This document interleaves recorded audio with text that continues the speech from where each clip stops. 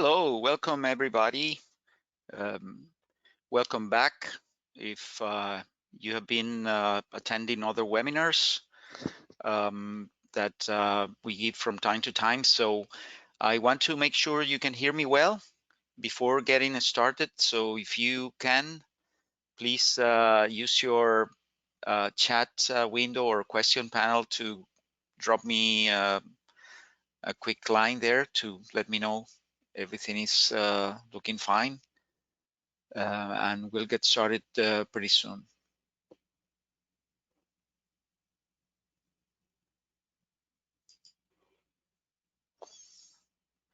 Okay, perfect. It seems everything is in order. Well, first, I want to say that the webinar today is being recorded as usual. So after the webinar, probably a couple of hours or so after, when it's processed by the go-to site system, you will get an email with the link to watch the webinar, and you're free to share it with other colleagues or friends that you want. And also, I want to mention that at the end, we are going to have a question and answer period if you are interested in any questions. So you can use your question panel to have put there any question you may want us to answer at the end. Okay, so today's webinar, it summarizes a number of new features that we are releasing in the version 2.12 of the RiverFlow2D and the OilFlow2D models. These are not all of the features that are new, but they are the main capabilities that we are introducing, or some of them have been introduced recently and have been improved. And I'm going to explain in more detail some of them. Well, let me introduce myself. My name is Reynaldo Garcia. I'm the Director of Development and Applications at Hydronia and Hydronia Europe. And I will be joined also by Nick Calero, who is a Senior Modeler at Hydronia in the US company. And he will be presenting the new improved multi-scenario management capability that we have also recently introduced. Well, the webinar outline includes, again, a number of topics related to the new features. Some of them are more, I would say, bigger than the others. Some of them are very simple, but I think all of them are very useful for many of your projects, and that's the whole idea. We probably are obsessed with improving the performance of the model, but also the adding more capabilities that will make the model useful for your projects, and all of these tend to complement the previous capabilities that you already have, or some of the users have. Now, I don't know, probably some I've seen the names are attending. So welcome back. Some of them are users. I don't know if all of them, all of you are users, but I will make a short introduction to the models before. And so users, bear with me this short introduction, because you are probably familiar with that. But then after that short introduction of the model capabilities and the user interface, I will talk about the new Mud and Tailings and Sediment Transport module capabilities. Then the Rainfall evaporation modeling based on raster data files. This has been a feature present in the model, but I don't think many of our users know about it. And we have recently expanded it to add evaporation modeling. Essentially, it involves the use of radar rainfall information for the hydrologic rainfall analysis.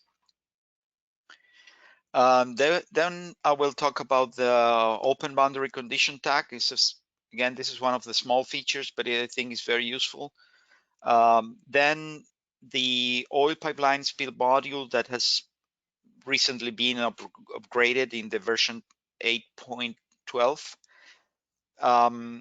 Another feature that has been available, but probably is not well known, and partially because of our own fault, that we probably have not been documented this sufficiently well in the manuals and in the tutorials.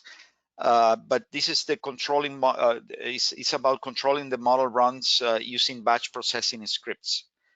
And I will talk about in practical, the specifics of how to get this implemented.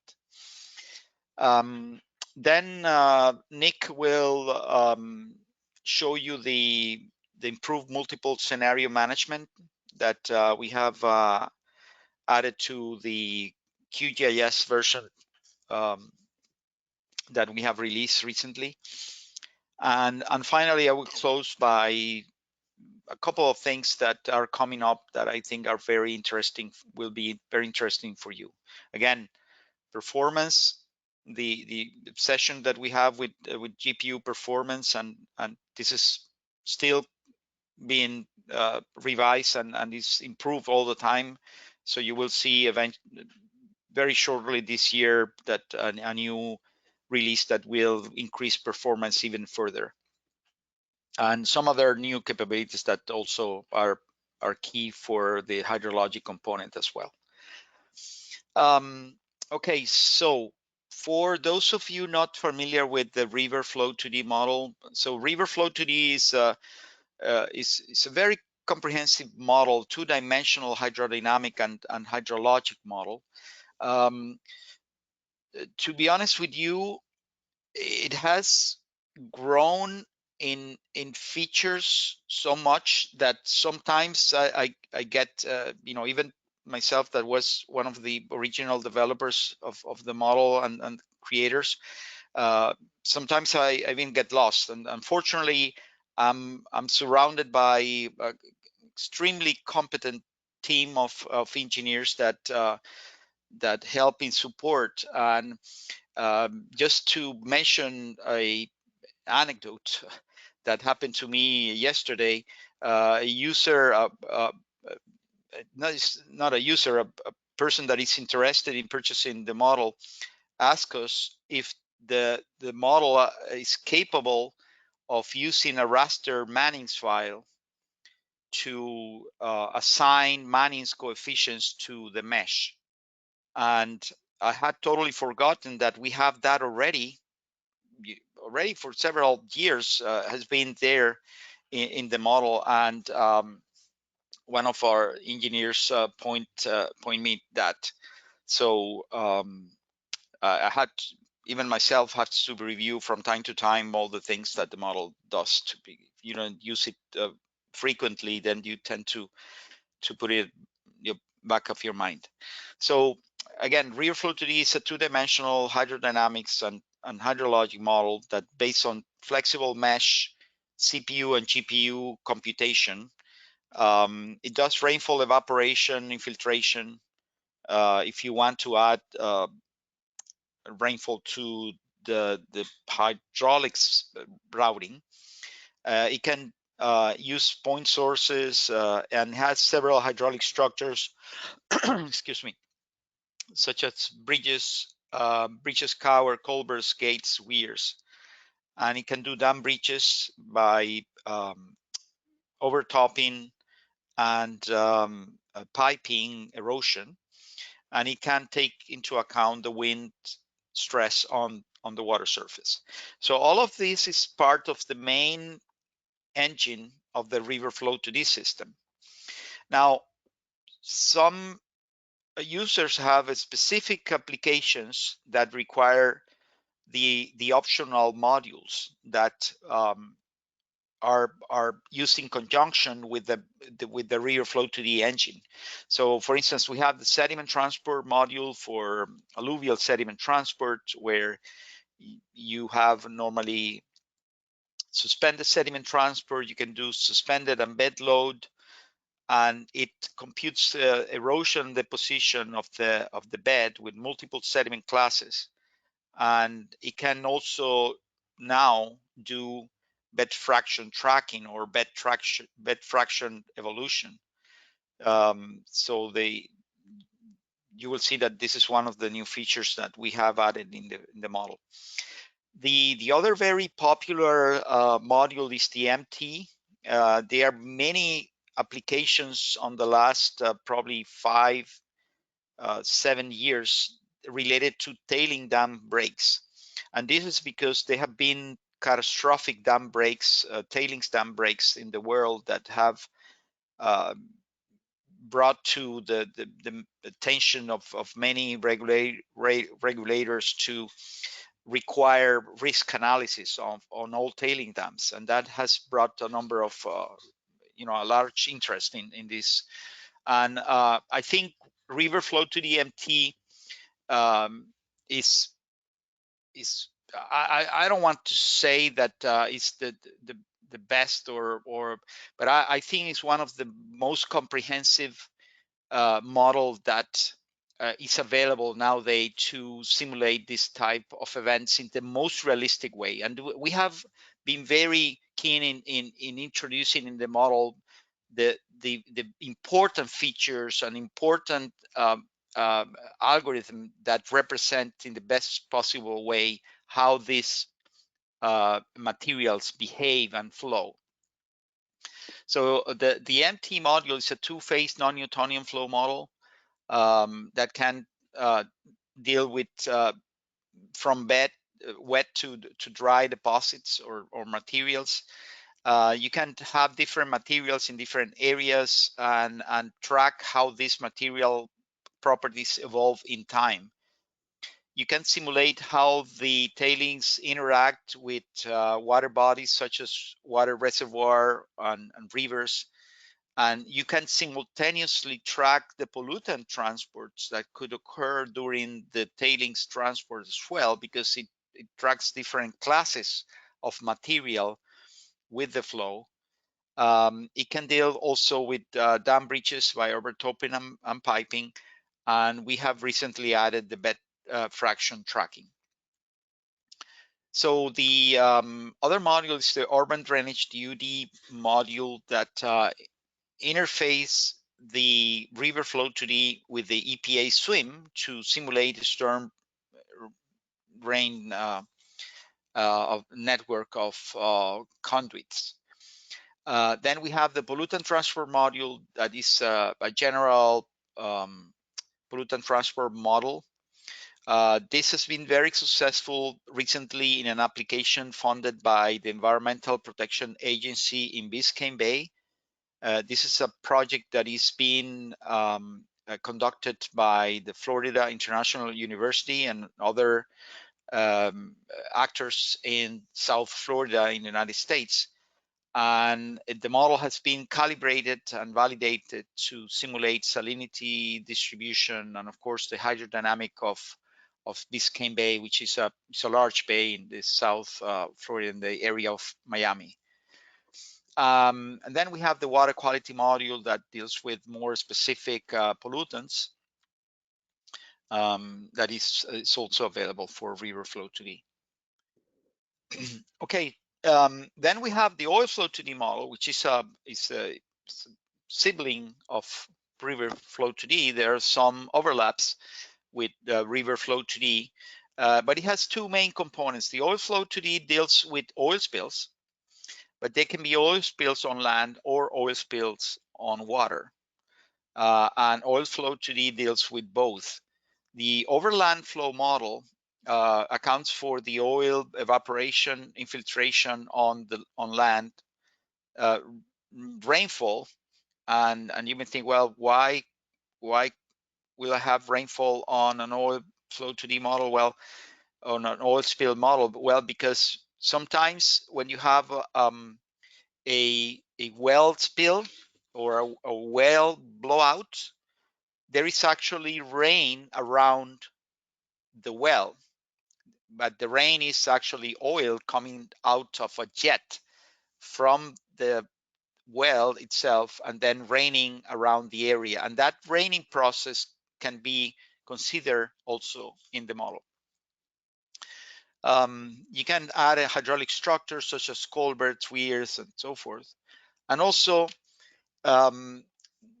this has also been applied, the heat transfer component of the overland flow has been applied in projects recently in Africa, for instance, where there is a big development, the Tilenga project, and we have applied that there for assessing multiple scenarios, considering heat transfer, which is an extremely important component for that particular heavy oil. Then we have the oil spill on water, where the model computes the trajectory of the oil on the water body, including several processes such as evaporation, emulsification, dissolution, interaction with shore, and containment booms. Now, all of this is connected. All of these models and modules are connected to the main user interface that we have developed around the QGIS system. Now, the user interface is a plugin or let's say a family of plugins that we have developed for the QGIS system. So within the QGIS, you can have all the tools necessary to apply the model. So QGIS is a general geographical information system. It's open source, it's free, and in the same way that QGIS is free, the plugin that we have developed, or the plugins that we have developed, are freely distributed. So you can install it in as many computers as you like and use it in as many computers as you like. And of course, you need a license, a valid license of RiverFlow2D or OilFlow2D to be able to run the model. But all of the tools that are necessary to prepare the data or to process the results, creating maps or animations, are completely free in the same way that QGIS is. So these are all the tools for mesh generation, mapping of the results, creating animation, creating profiles, including tools to assess damage, cost, and so forth. Okay, so now for the first new option or feature that we have in both in the MT, the Mud and Tailings module, and the ST. So we have added a new feature by which you can now track the evolution of the sediment or material fractions in the bed. And I will explain this for the MT. It's similar to the ST. It's not exactly the same, but I will focus on the MT, which is probably the one with more interest now. And in the past, we didn't have this feature, and we have the MT module computing the non-Newtonian flow of materials over a bed that could have different characteristics or different material fractions or sediment fractions, but essentially they could be variable in space, but they were constant in time. So now, based on the new feature that we have added, the material fractions can vary not only in space, but also in time. And the way it works is simplified or summarized in this probably clutter slide here, but I want to point you to the main characteristics of this new feature. Well, first, the bed or the bottom of the terrain is divided in two parts. One substratum that includes the material that is originally in the terrain. that is assumed to be constant in time. So the material on the non-erodible layer or above the non-erodible layer is assumed to not change in time, which is a reasonable assumption.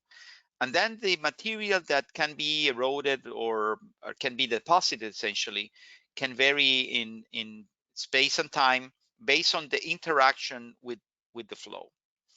So to make these computations, we keep track of how each class of material is changing in time using the equations that are shown here. I'm not showing all of them, but the total mass of the P class, we have several classes. You can have multiple classes of materials in the bed, let's say of different sizes or different densities, even densities. And the total mass is computed by this standard formula here that accounts for the porosity of the material. But this layer depth defined here by this highlighted eta variable that appears here, it can change in space and time. So the depth of this layer is changing in time according to the interaction with the flow or the material that is flowing. So we compute the mass conservation for each class. So this is in this sense, we use this term here, and we have a deposition and erosion term. So if we have entrainment, that means that we have erosion, and part of the material that is in this layer is incorporated in the flow, and that creates erosion. And we can have deposition, and in that process, this depth here increases due to the deposition from the flowing material. And that changes, that exchange of flow that can entrain from the bed into the flow and from the flow to the bed changes the fraction proportions that you have in the bed. And that process is completely dynamic, and it changes from cell to cell, and is accounted for, and not only accounted for, but it's also written to files so that you can keep track and also make graphs about how these fractions vary in time and in space. So this feature is optional, as it says here. That means that you are welcome to continue using the assumption that their interaction with the bed will not change the fractions, but you are also, if you are interested in having a more solid method to represent how these materials flow with and interact with the terrain, you can use this new feature. Now, to activate this bed material model evolution is very simple. You only need to activate a new switch that we have in the Mud and Tailings flow, and you don't have to add any more detail because all of the data that is required is the same data that you had until now, because you already needed to have the fractions on the bed in order to run the variable properties erosion deposition model. In the case of the suspended sediment transport model, remember this is only working for the suspended sediment. You have a similar switch that you need to activate in order to keep track of the fractions in the bed. So this opens the way in the case of the suspended sediment transport model to make simulations of riverbed armoring, which is a very important process that affects in a significant way how the riverbeds evolve in time. Now, in order to visualize the model results, we have added new options here in the concentrations and property versus time maps, in this option, you have now the H depth, which is the, let me go back here, is this eta here. This H depth is the depth of the layer that is being exchanged or deposited. You have the fraction for each of the fraction. This example, we have only one fraction, sorry, but you have multiple fractions. You will have, let's say, fraction bed 1, fraction bed 2, 3, 4, and as many fractions as you have. So that will give you the distribution of that fraction over the entire mesh. And then you have the D50, which is the D50 diameter computed for all of the fractions that you have. You can also plot that in the map. Of course, you can also make animations about this, but these are new maps that are created, but also include the animation part. Okay, so that's what is about the new feature for the fraction evolution in the MT and the ST. Now I go to another topic, which is the rainfall evaporation modeling based on raster data file. As I was indicating before, this is a feature that has been available in the model for several years, but it's not probably well known for many. And it allows you to integrate detailed rainfall patterns in your project, mainly using raster data that is typically produced by rainfall radars. In United States, we have the NextRad network of radars, which provide information in raster format for several, for essentially all the country.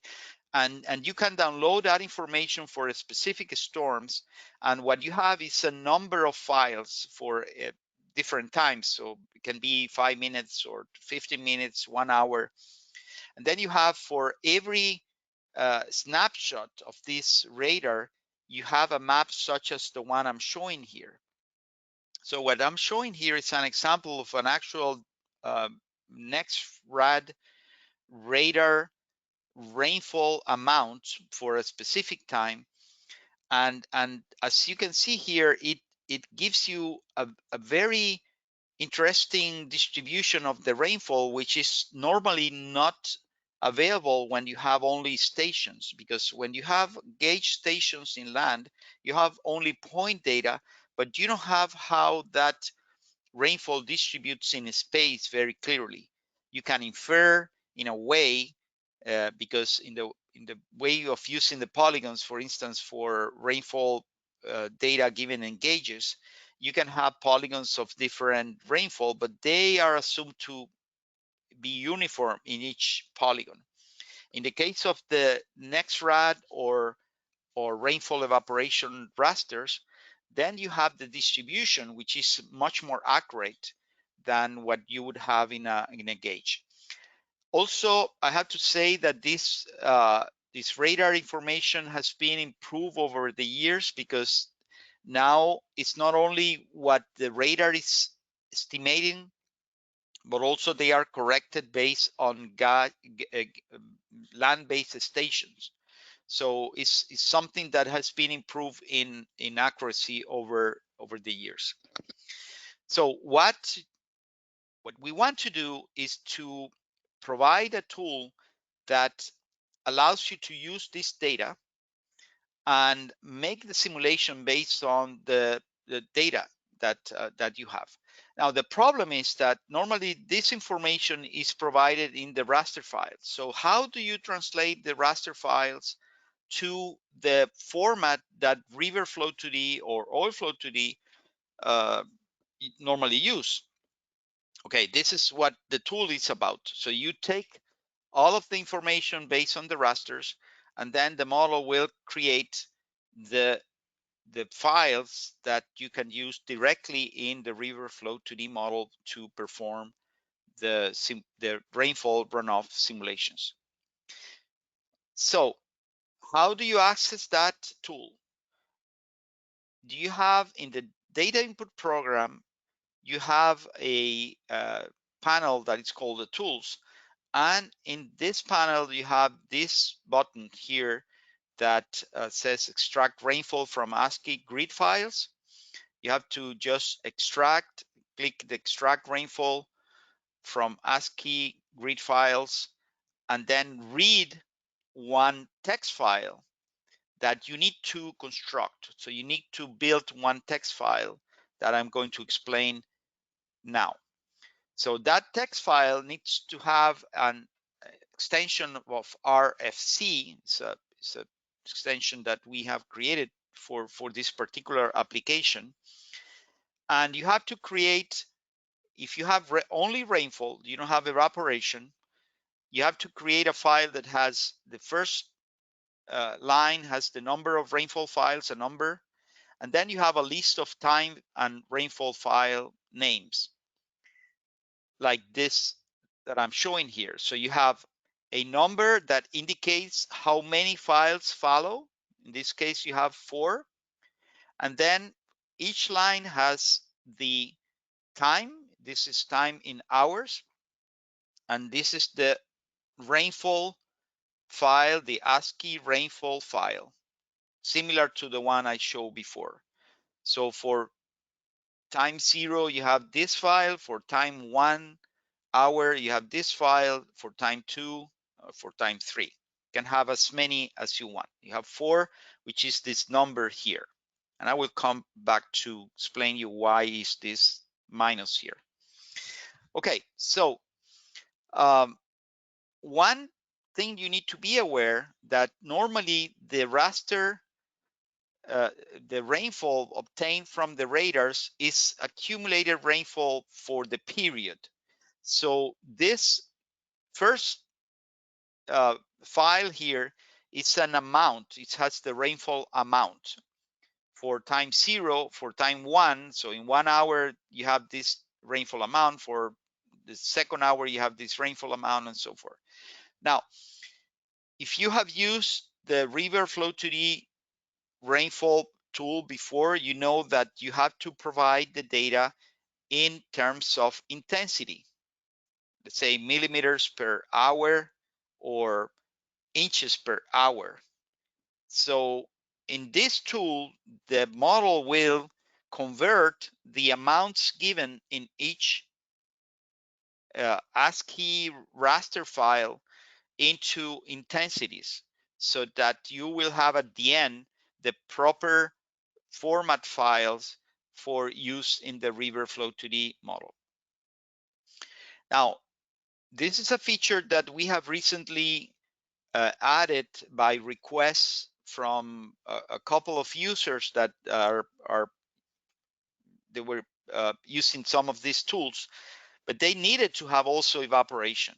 So we have added the option that you have also rasters for evaporation, and then in that case you will have a first group of files representing the rainfall, and then a second group representing the evaporation. And at the end, you will have the proper files in the RiverFlow2D format. Now, why do we have this minus here? Because we have two options to assign the way to process these raster files. If we have a -4, all of the cells that lie within a given pixel corresponding to these rainfall files will have the same rainfall as indicated in this file. If you have a positive number, let's say 4, then there will be interpolation between the center pixel and the next pixel. So minus means no interpolation, plus means interpolation. That's why you have this minus here, indicating that all of the cells within each pixel of the raster will obtain directly the value of the rainfall indicated in the cell or in the pixel.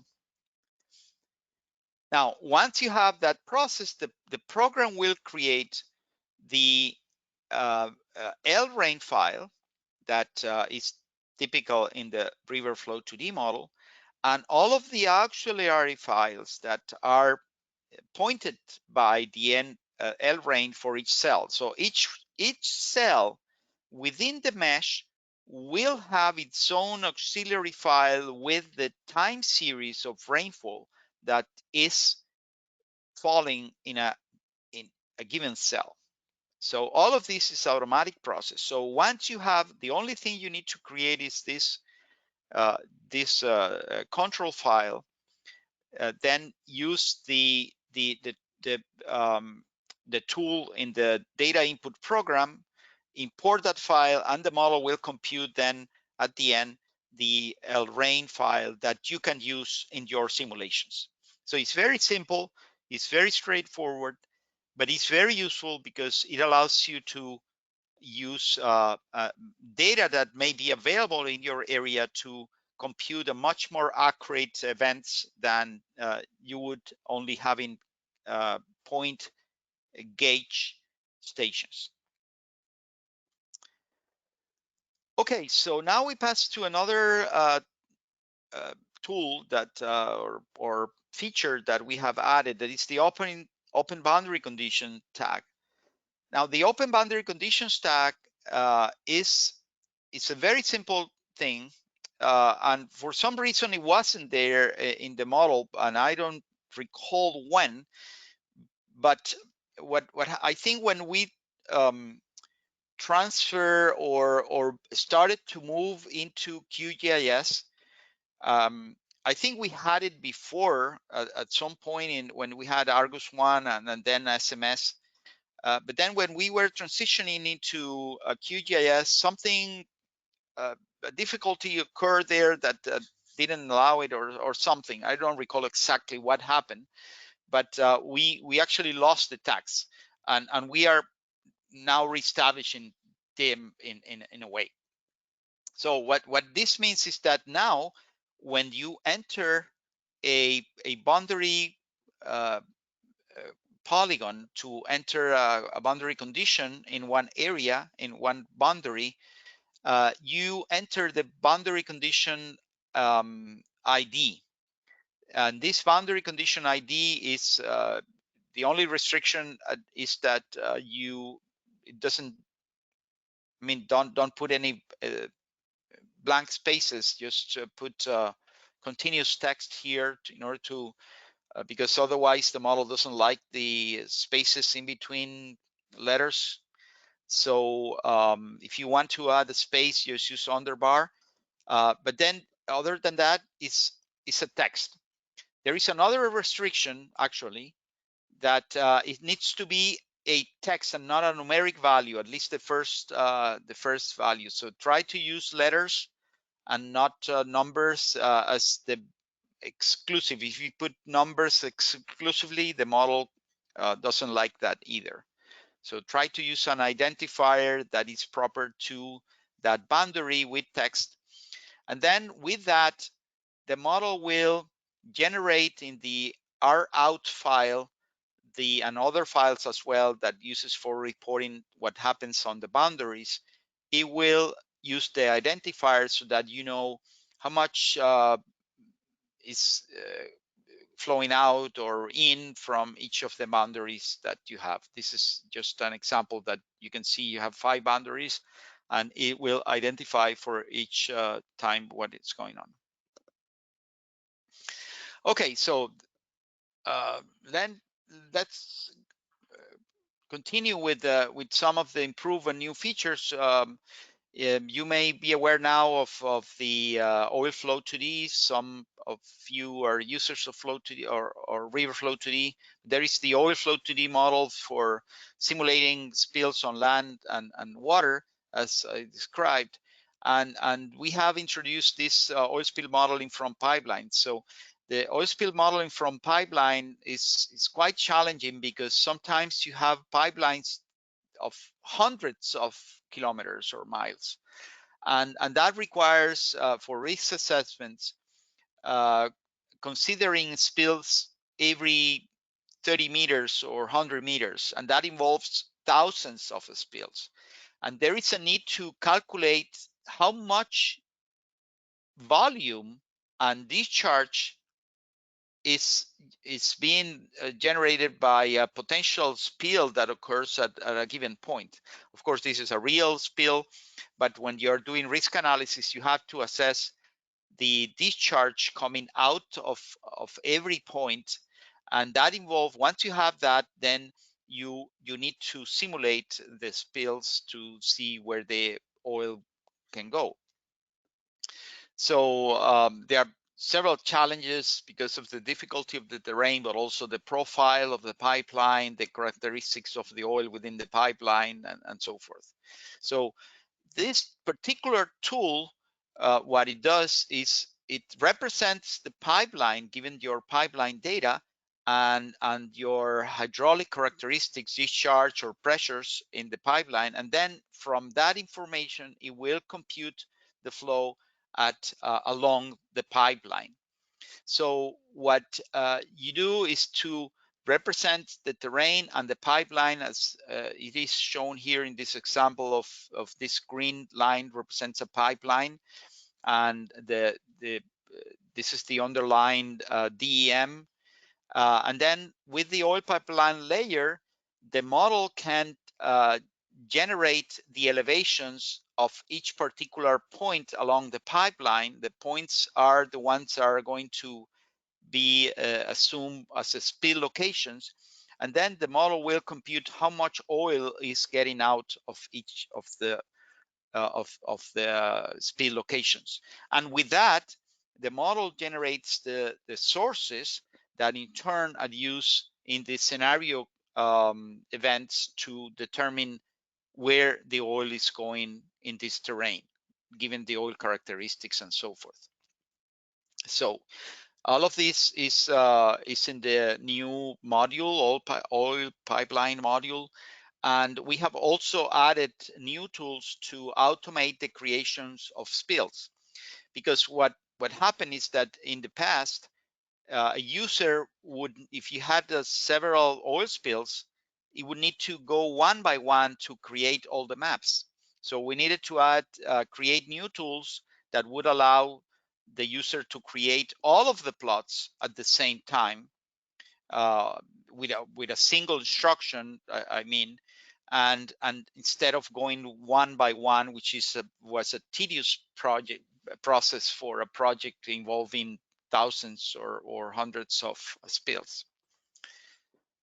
So the typical simulation workflow is in the QGIS. We create a new project, we load the terrain elevation, we generate the mesh as is required, we load the oil pipeline and boundary conditions, and then we use the tool to calculate the discharge versus time, or hydrograph, or oil grams as named here, for each spill, and generation of the source layer. Once we have the source layer, we set up a specific run parameters and run the model, and then prepare the maps and shapefiles as required.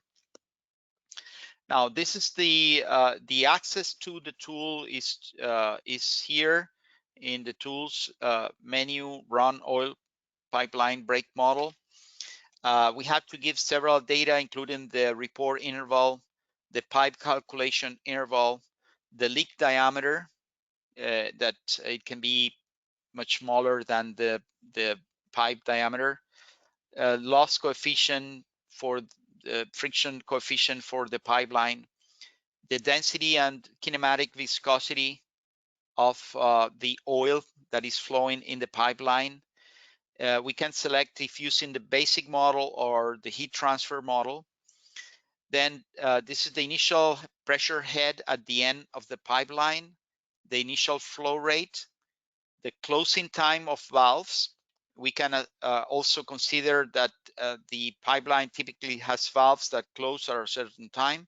So the timing of that closing is very important and is considered here. And then we can also, if you don't have the elevations of the pipeline, we have an option that you can obtain the pipeline elevations from the DEM layer. And it will assume that you have the pipeline over the DM elevations, or you can have an offset to consider that the pipeline can be either elevated or below the terrain. So it's a buried pipeline as well. So all of these options have been added recently here. So with that, then you can create, as you can see here, the spill locations and the spill points that are depicted here in more detail. And then the calculation goes follows a simple procedure. Well, probably it's not that simple, but I'm trying to summarize it here. So this is a scheme of the pipeline. And then for each spill location, we identify the highest point, both upstream and downstream.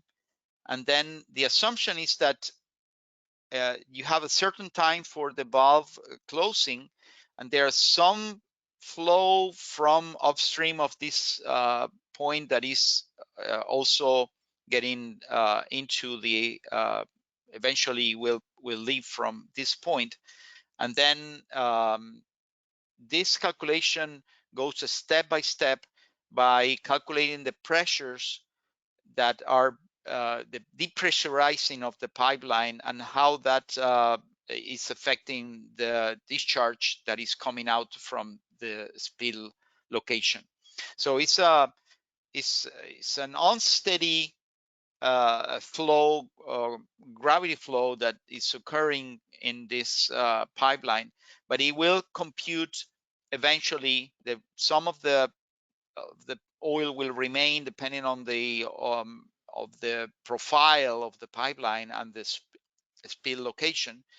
But eventually you will get a table like this for each point where you have the time in hours and discharge from a given point that is assigned to each source that will in turn be used to calculate the flow over the land of the spill. This is a representation, graphical representations of the elevation of the highest point and also the Q, the discharge, how it varies in time. Now with that, then you can generate maps, and these maps can be generated all at once. You can see that you can generate all of the maps simultaneously and with a single instruction, but also you can generate, we have recently added an option that you can generate a single layer, which is the maximum flood area, that contains all of the spills in a single layer. And this is very useful because if you have, let's say, you have to think that in many of these projects, you may have thousands of the spills. So if you have thousands of layers, that can be very difficult to manage. Now, in this case, we can have a single layer with all of the spills, and then you have all of this identified with its own ID so that you know exactly, and you can turn it on. For instance, this is only one spill one that is also only turned on, and this you have all of them that are turned on. And then in this way, it's very easy to manage or to visualize what's going on with the different spills. Remember, this is something that is typically used for risk assessment. So it's something that you're analyzing the potential effect that each of these spills could have on the environment. Okay, so that's for the batch, the oil spills. And now let's talk a little about the batch processing of model runs. Again, this is something also that has been available for some time, but it was a little not probably very well documented. Now we have in the manual, we had added the documentation for that. And the importance of this is that if you have multiple scenarios and you are running, let's say 10, 20 scenarios, you can use this batch processing to do it overnight and go home and then let the model work overnight on this batch processing and forget about until the next day. You don't have to be attending the computer or starting the computer, you know, to perform one by one. So we offer two ways to handle this. One is the MS-DOS bat file, and the other is by a Python script. I typically use the bat file, but you are welcome to use any of this. They have, some of them have advantages or disadvantages.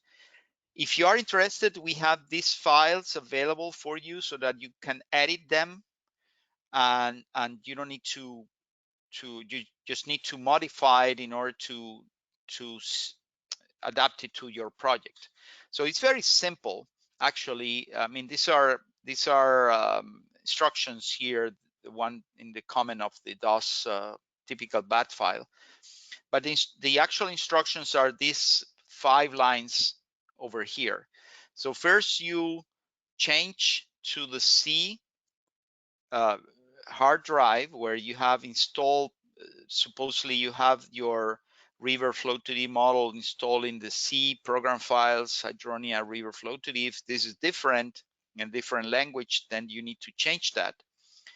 Then you also change the directory to this. Then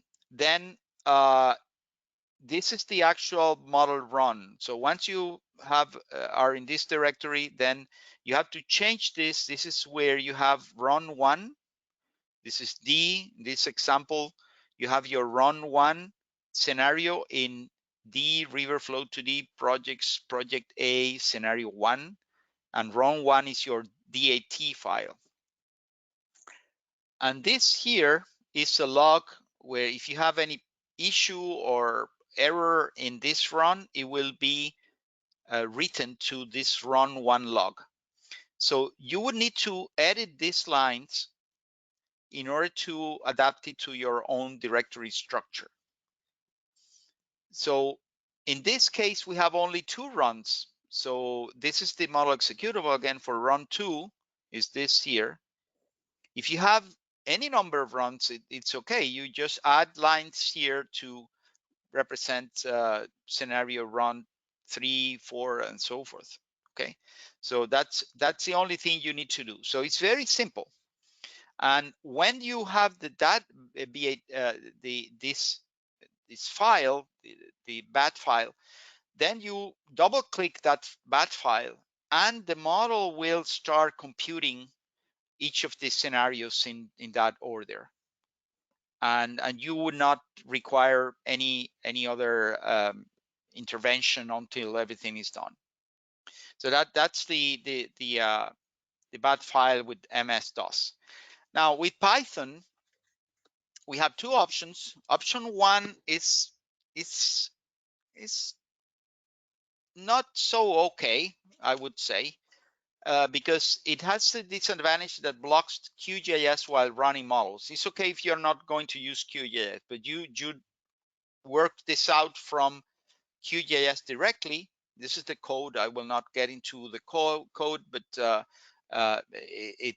essentially you need to modify this in the same way that we did with the other. So you have here the model executable is here, and then you have the scenarios. It's over here. So this is where you work the scenarios. So in this case, the problem, as I mentioned, is that the script will block the use of QGIS while it's running. So we created another script that actually creates a bat file. So if you want to create a bat file, it will create a temp.bat file that you can run after, and then it will not block QGIS. So you use QGIS and the script to create the bat file, but then you run the bat file and then you release the QGIS. So again, all of these files are available. If you are interested in having this, write us to, you can write support@hydronia.com or any of our emails, and we'll be happy to provide these files for you so that you can modify it and work in your projects with this batch processing. Okay, so now I'm almost at the end. I'm just going to pass the control to Nick, that is going to present this multiple scenario management tool for you. Nick, are you there? Yes, I'm here. Okay, so you are in control now, then. All right, I'm going to pass over the presenter to myself. Yes.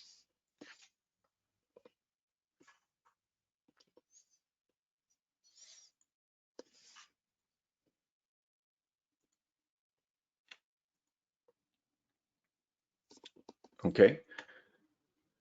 So I should be presenting my screen now with the presentation. Hopefully everyone can see it.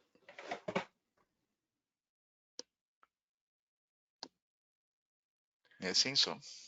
Okay. You're seeing it? Yeah. Yes. Okay. All right. So recently, as of version 8.11, we have integrated the multiple scenario management tool. This tool was created to address a organizational problem that we have when we're creating models, and when we have to create many models typically in a project. I'm going to use the example that we have here of the Biscayne Bay project. So when you typically set up a model, you have, this is an example of different folders containing separate projects for QGIS, right? And this is how it's been done all the way up to version 8.11, where every time we were going to make a change, let's say we wanted to make a significant change to one of the variables inside of the project, we would have to manually go to the file of the folders, make a copy of the project, and then paste it and give it a different name, right? And that would just create a copy of your QGIS project with all its files. And then you would just open that project in a separate QGIS window and make your changes, do your run, everything would stay within that folder. So this tool helps us simplify this whole process by allowing you to create one QGIS project, and within that one project, create scenarios. Now, as of version 8.11, when you open an old project, you're going to get this dialog that says it's a single scenario project. If you want to continue to use it, you have to convert it. So this is something that's going to appear anytime you open a project that has been worked on prior to version 8.11. You can also reach this manually via the tools menu, all the way at the bottom, import single to multi-scenario project. So aside from an old project and importing it, the new workflow starts with when you create a brand new project. And there you're going to have an option to basically name your first scenario. Every project is going to now have a scenario by default. And by default, it's named base. As you can see here in the menu, you have under the new project, you also have a new scenario and you have delete scenario. So this is just basically to manage your scenarios. A very important note is always if you need to get rid of a scenario, you have to use this function here. If not, your project can become corrupt. And on the toolbar, we have added this drop-down menu here on the right side. This drop-down menu will have a name pertaining to the name of the scenario that you have open. Every time you have a model run inside of a scenario, all of its output will be generated in a subfolder that has the name of the scenario. So for instance, if I'll go back to this sheet here, this salinity run 68, for instance, inside there would be a subfolder with the name of the scenario, for instance, base, and inside of that scenario, you will have your shape files and the rest of the data files you have for the project. The other tool that you can use inside of inside of this tool is the compare tool. So this allows you to create raster comparisons. Let's say in one scenario you generate a raster for a maximum depth, and you have in a second scenario you generate a maximum depth raster as well. And then you can run this tool, and in this tool you can select the rasters you want to compare, and it'll generate you a set of data with the differences. And you can output that data into a text file as well. So that is the summary of the multi-scenario tool. I'm going to pass it back over to Reynaldo. Okay, thank you very much, Nick. So I suppose I need to make myself a presenter again. I think I just did that. Okay. Okay, perfect. Thank you. So I wanted to close today's webinar with a few of the things that are coming up later this year. They are based on both performance and also features, new features.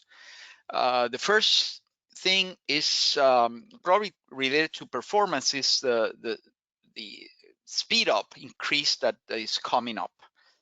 And this is something that we have been analyzing for a number of years, I would say.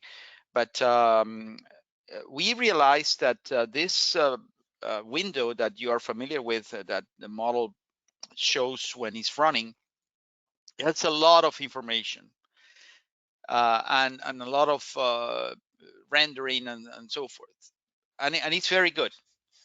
However, in order to create that and offer you that option, the model needs to do a lot of things, and it's an overhead, especially in the GPU performance, because all of this rendering and output is done by the CPU. So if you are in the computer in the GPU, every time step the model needs to come down to the CPU level, transfer information in order to generate this map and go back, and that is an overhead that slow down the performance of the GPU computation.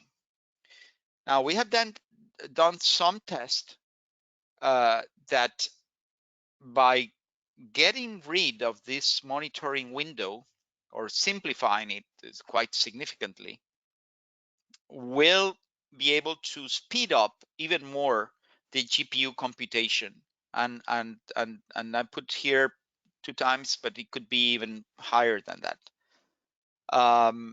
Now that will be an option. So you will have an option to either have the monitoring or not.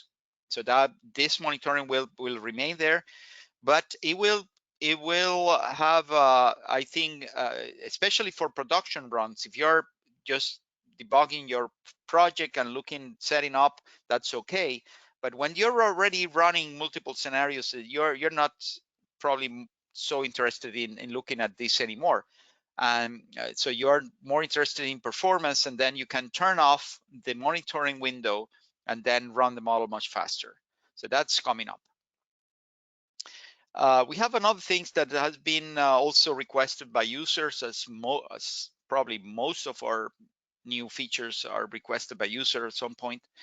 We have the new reservoir boundary condition. This is a reservoir boundary condition that allows you to have a reservoir represented in a simplified way without having to include it in the mesh. The problem with a reservoir, especially if it's a big reservoir, is that in order to compute the outflow from the reservoir, you have to put it in the mesh, and the reservoir has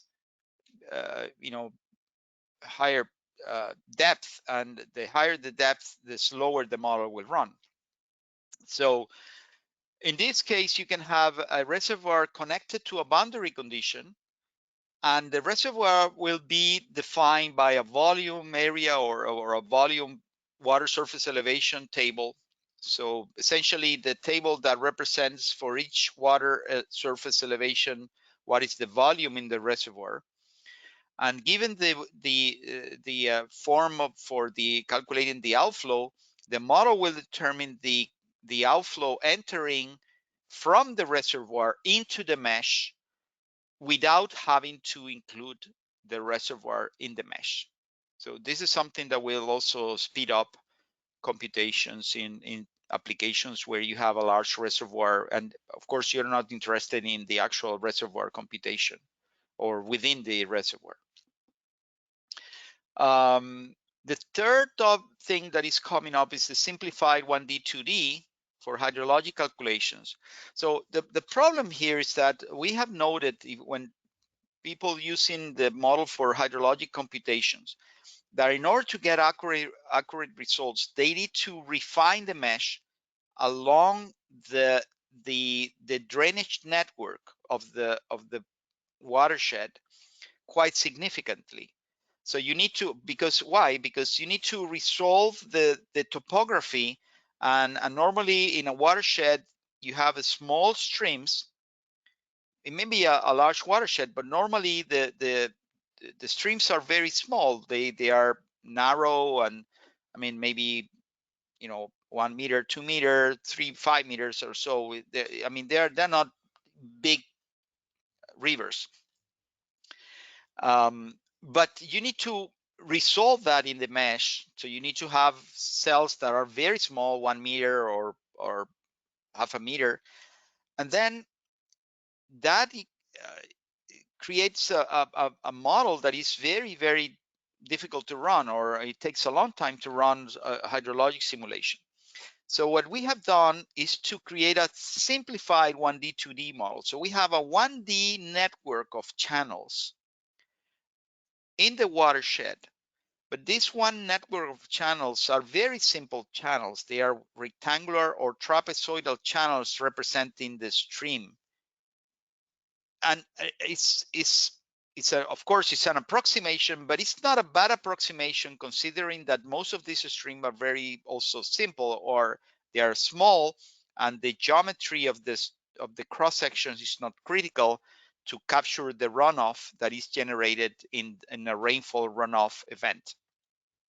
So with that option, you would be able to use a relatively coarse mesh for the whole watershed and use the simplified channel network for the streams that you have in the watershed, and the model will run more accurately and also will be